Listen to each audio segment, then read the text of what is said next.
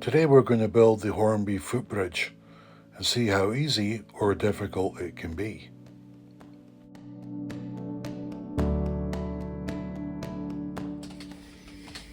Hi, welcome to Model Trains. Today I am looking at a Hornby Footbridge, part number R076, and I was getting so frustrated with the news that was on the TV. Anyway, so I decided I'm going to escape from this craziness and put together a Hornby Footbridge. How difficult can that be? Surely it can't be that difficult. So anyway, this retails for around £21. I'll pop the price up on the screen, the recommended retail price, or if you're buying it direct from Hornby. They do crop up in sales from time to time. I bought mine for about £14.95 through one of the distributors. So just at the end of the box, just get the part number down here, and that's pretty much it really. The back of the box has got some accessories, other things that's in the range. All right, great. Let's get into this. Okay, it's a bag of bits. Alrighty. Okay, it looks like a bit of a kit bashing job. Okay, the last footbridge I got was one of the Scaledale type versions, which basically it came complete. He just took it out of the middle of some polystyrene packing, and it was complete. Nothing to do, just throw it on your layout. But this one's a little bit different. So we've got footbridge assembly instructions. Okay, I'll read this offline in a second. And okay, it doesn't sound overly difficult reading it. You can pause this if you wish to read in more detail. So as I say, if you want to pause that and have a read, feel free. All right, let me go and read this thoroughly, and I'll come back to you. Okay, so here's a breakdown of the parts. I've just laid them out here just so that if you are intending getting one of these and you're planning building it, these are all the parts here, because there's no list of parts, unfortunately. So I'll just run through them. So this is the overpass bridge here. There's two sort of concrete bases for the stanchions, two sets of steps. We've got the four pillars here on the screws.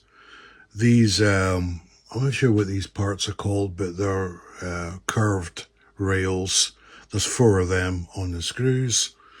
Two of the handrails for the overpass, handrails for the side steps, and the opposite rail on the steps.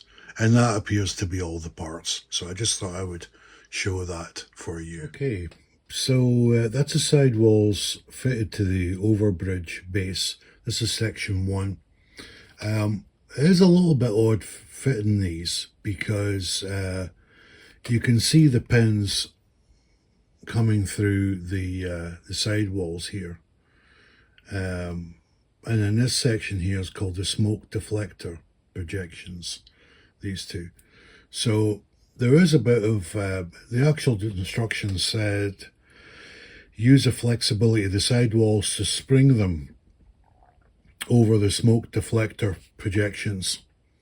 And it does feel a little bit weird when you're fitting it, but there is some give in these plastic parts, and you kind of have to wind it over these sections, and it does fit in, and it's not like it's brittle plastic, but it's a little bit odd initially. Now it does say you can use polystyrene cement to make it a more permanent structure. I think I will, but I'm not going to use polystyrene cement just because the cement that I have nearby is just UPVA. So I'm just going to put a dot of UPVA in here, and I know it takes forever to dry, but that's fine. There's no rush. I can just put a dot of that in each of these rivet sections, and then I can colour them later on. So that's section 1.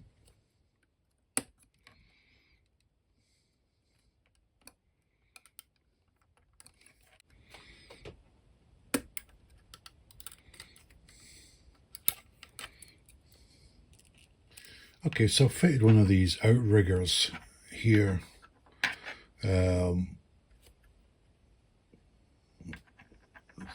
Takes a little bit of faffing around, but it's relatively okay.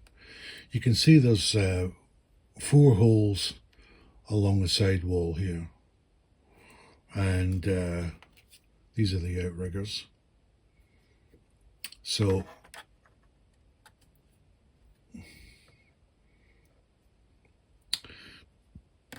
yeah, these sections here, these are the bits that actually fit into the hole at the sides, and then it wraps around, and this goes under one of the larger triangle sections.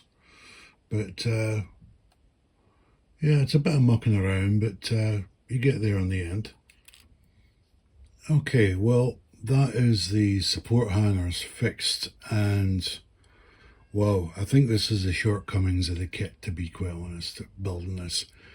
You need a level of dexterity to fit these hangers, to pop them in there, hook one side under the upper handrail,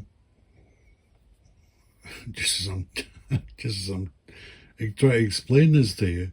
Some of them have popped out, see? And then, yeah, because of the angle I'm trying to show it on the camera, it's, yeah, well, it's good that you can see this, so you can see what a pain in the jacksie it is. Yeah, so that's it. Now, one of these little, I don't know if you can see it here, I'll try and point it out to you. There's a vertical support that fits into the pin that's popped out again. There, right there, this vertical support. One broke off of here on this side. And the other thing is, when you fit the first one, then you go to fit the second one, your hand dislodges that one.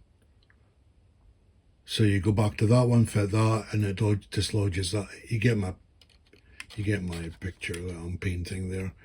It's it's really quite frustrating. Yeah, this is where the glue comes into it.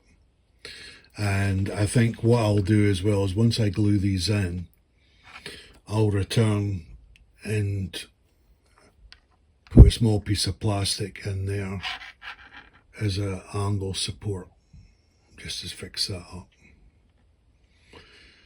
Yeah, frustrating. I didn't realize the kit would be like this, but anyway, it makes interesting viewing. Okay, let's carry on. Okay, so I'll just fitted in the support posts into the base, and as far as they go, it's probably not a good idea to cement these in quite at this stage until you start assembling it, and then you can adjust as necessary.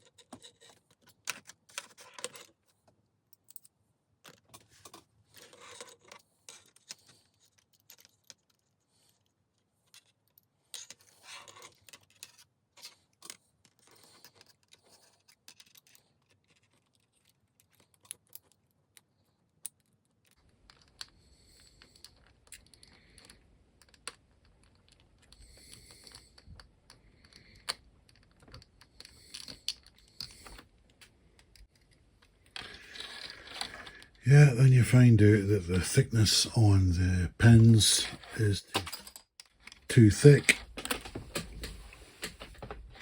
and you're going to have to cut them back with this. Okay, so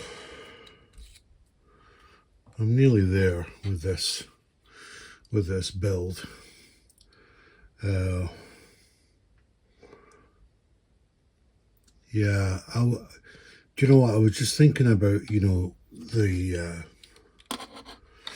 the skill level that you need for building an object like this, and to be quite honest, this would be what I would class as an intermediate level, because you have to file some of the pins so that the pins fit into the side rails.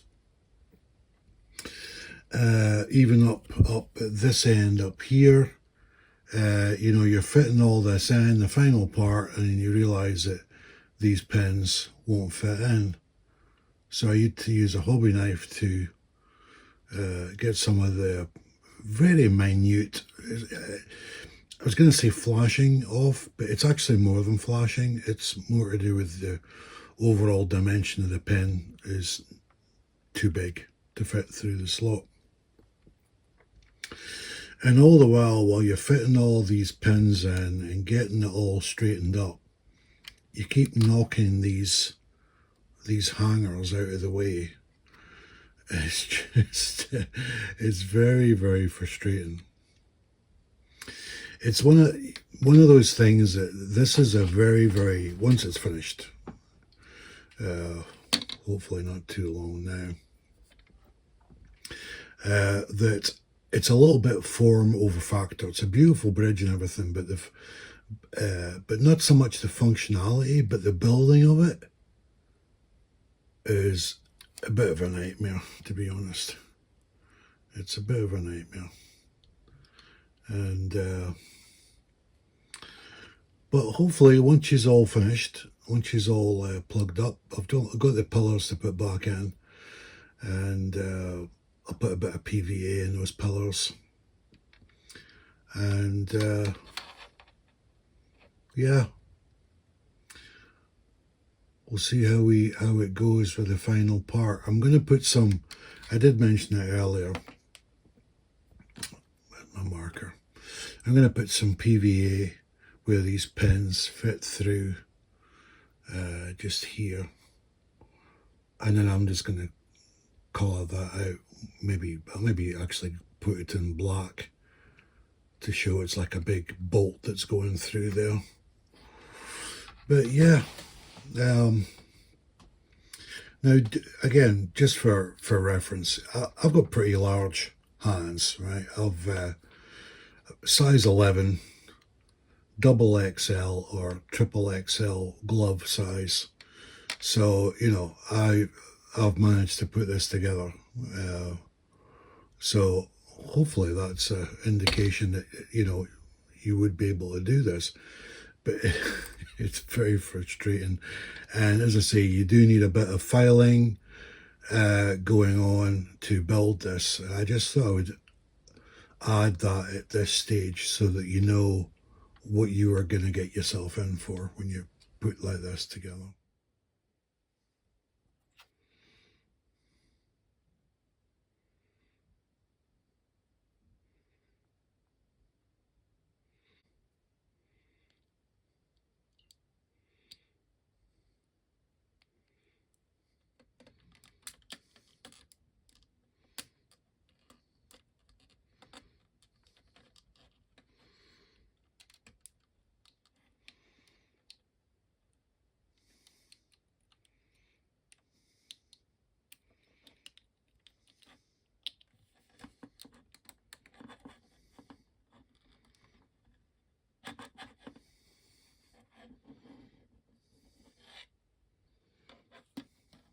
If you enjoyed the episode, please give me a thumbs up, and why not check out the other videos on the channel.